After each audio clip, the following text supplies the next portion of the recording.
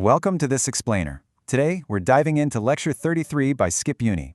If you're looking to really master the concept of an array in C++, well, you're in exactly the right place. We are going to be thoroughly unpacking arrays in C++ programming today, so think of this as your ultimate C++ array tutorial. We're going to cover the whole shebang, from conceptualizing a one-dimensional array in C++ all the way down to the nitty-gritty of basic array declaration and initialization. So, let's jump right in. Okay, so here's our roadmap for today. 1. Introduction to arrays. 2. The 3 core rules. 3. Declaring and indexing. 4. Memory under the hood. And 5. The random access advantage.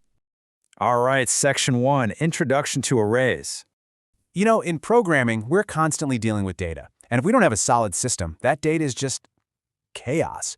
We absolutely need structures to efficiently do things like insert, delete, or select information. So think of an array as the ultimate organizing tool. It's essentially a primary linear data structure that we use to store elements sequentially.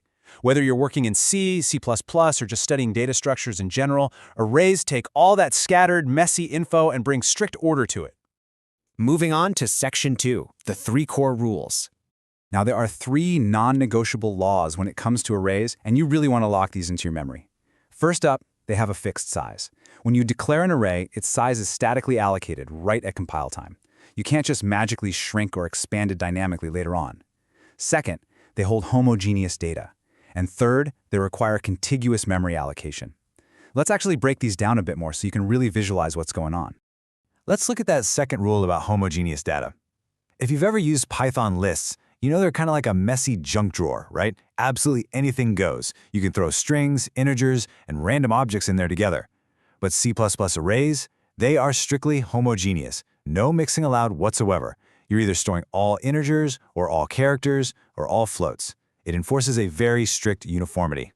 And that brings us to the third rule, which is contiguous memory allocation. This just means the items sit right next to each other, physically, inside the machine. It's exactly like students sitting on classroom benches, assigned sequentially by their roll number. Roll number 1 sits down, and roll number 2 is immediately right next to them. Because of this direct, uninterrupted, sequential storage, we call arrays linear data structures. Let's get into Section 3, Declaring and Indexing. Okay, so how do we actually execute an array declaration and initialization in our code? It's just 3 quick steps. Step 1, you declare that homogeneous type. Let's use int for integer. Step 2, you name it. We'll call ours marks. And step 3, you statically fix its capacity using brackets. So writing int marks bracket 6 bracket permanently reserves exactly 6 slots in memory for our integer data. Now, here's a rule you must memorize immediately. In C++, array indexing absolutely always starts at 0. Not 1, 0. I know, in the real world, we naturally start counting at 1, but in programming, 0 is always your starting line. So what does that mean for our array of size 6? Well, it means our available indices range exactly from 0 to 5. There is no index 6, and we can easily drop distinct integer values right into these specific positions. We could drop a 90 into index 0, an 80 into index 1, and so on, filling it up sequentially until our final value of 50 is sitting pretty at index 5. All right, Section 4, Memory under the hood. This is actually my favorite part, kind of peeling back the code to see the physical reality inside the machine. Let's say our array's very first memory address happens to be assigned at location 1000. The very next element is automatically placed at 1004, and the next one, 1008, which totally begs the question, wait, where did 1001, 1002, and 1003 go? Why on earth are the memory addresses jumping by 4? Well, the answer lies entirely in our chosen data type. You see, a single integer takes up exactly 4 bytes of memory space. That means the very first element doesn't just sit at 1000, it actually occupies a block of memory from address 1000 all the way through to 103. And that is exactly why the second element can't physically start until address 1004. Makes sense, right? If we map our students on our bench analogy to this, we can perfectly visualize that contiguous memory allocation. The memory addresses step up predictably by 4 every single time. 1000, 1004, 1008, going all the way to 1020 for our final index 5. It is a perfectly unbroken, continuous chain of data blocks. And because the size is permanently locked in at compile time, figuring out the total footprint of our array is just simple math.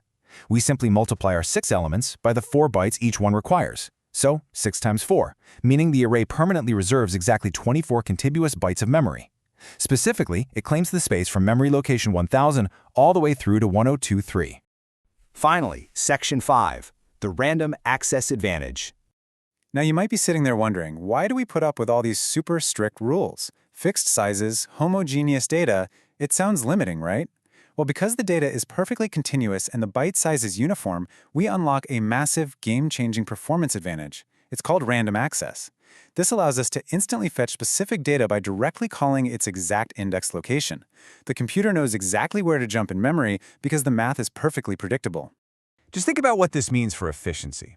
You don't have to painstakingly search sequentially through the entire collection from the very beginning just to find one single item. If you need the specific data sitting at index 4, you just call marks bracket 4, and the computer instantly grabs it. It calculates the base address, adds 4 jumps, and boom, it's there. It is incredibly blazing fast. But this leaves us with a fascinating, almost contradictory problem to think about for our next explainer.